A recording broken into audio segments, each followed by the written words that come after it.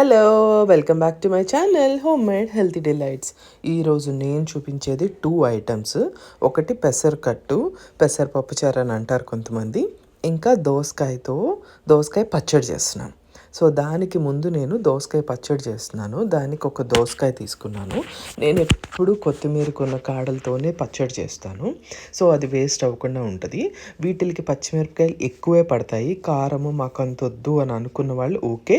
And దాంతోపాటు ఒక tomato. First నేను టొమాటో పీసెస్ చేసుకొని నేను స్టవ్ మీద పెట్టేసుకుంటున్నాను. దీన్ని కొంచెం మెత్తగా అయితే సరిపోతుంది కదా, అందుకని వాటితో పాటు పచ్చిమిరపకాయలు తక్కువ వేసుకోవాలనుకునే వాళ్ళకి ఒక చిన్న టిప్. లాస్ట్లో పచ్చడంతా అయిపోయిన తర్వాత దోసకాయ ముక్కలు వేసుకున్న తర్వాత కారం అంతా తగ్గిపోతుంది.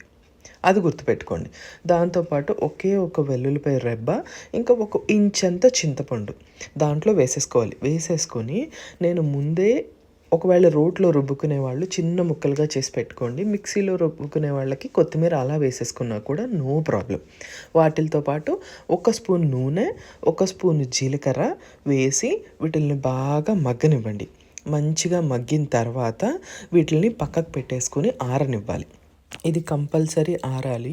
మిక్సీలో వేసుకోవాలి అనుకునే వాళ్ళకి, రోట్లో రుబ్బుకోవాలి అనుకునే వాళ్ళకి అంత ఆరనవసరం లేదు. 5 మినిట్స్ పక్కకు పెట్టేసి వేసేసుకోవచ్చు. నేను మిక్సీలో వేసేసుకుంటున్నాను. సో కంప్లీట్గా ఆరిపోయింది. నేను మిక్సీలో వేసుకుంటున్నాను. వేసుకునేటప్పుడు దీనికి 1 స్పూన్ సాల్ట్ 1 నుంచి 1.5 పడుతుంది వేసుకొని బరగ్గా మిక్సీ కొట్టేసుకోండి. మిక్సీ కొట్టేసుకున్నాక దీనికి ఇప్పుడు తాలింపు వేసుకోవాలి. దానికి నేను ఒక 2 స్పూన్లు నూనె తీసుకొని 2 ఎండుమిరపకాయలు, కొంచెమే వేసుకోవాలనుకుంటే మెంతులు వేసుకోండి, లేదంటే అవాయిడ్ చేసేయండి. నేను వేయలేదు. జీలకర్ర వేసాను. జీలకర్రతో పాటు ఆవాలు కూడా వేసాను.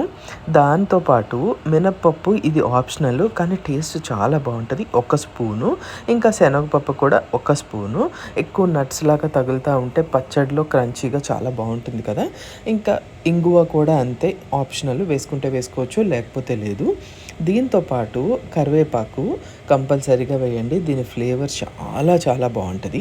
నేను పచ్చి దోసకాయ ముక్కలు ఇలా కట్ చేసేసుకొని వేసేసుకున్నాను. మీరు ఇప్పుడు స్టవ్ ఆఫ్ చేసేయచ్చు.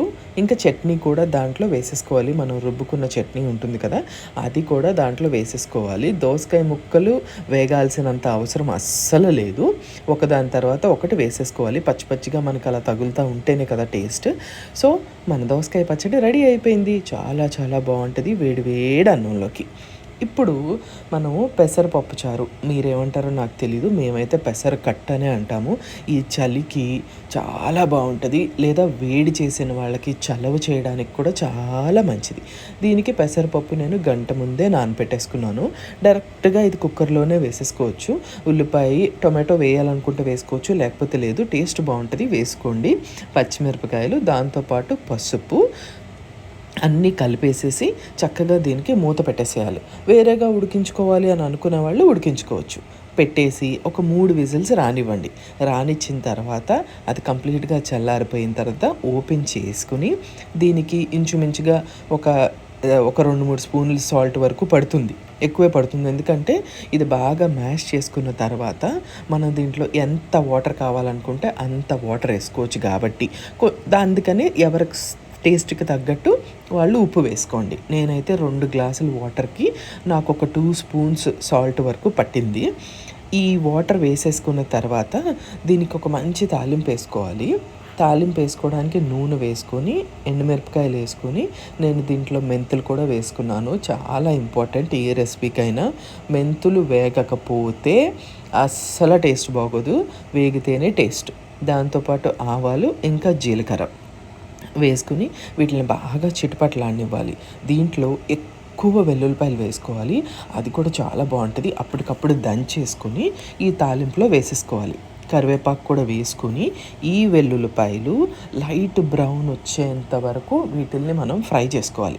ఫ్రై చేసుకున్న తర్వాత పెసరపప్పు చారులో మనం దీన్ని కలుపుకోవాలి. దానికన్నా ముందు నేను కొత్తిమీర కూడా ఇప్పుడే వేసేసుకున్నాను. మంచిగా కొత్తిమీర వేసేసుకుని తాలింపు కూడా దానికి వేసేసుకుని ఇప్పుడు ఈ చారు ఉంటుంది కదా, దీన్ని సిమ్లో పెట్టుకొని ఒక 10 నుంచి 15 నిమిషాలు మంచిగా మరగనివ్వాలి.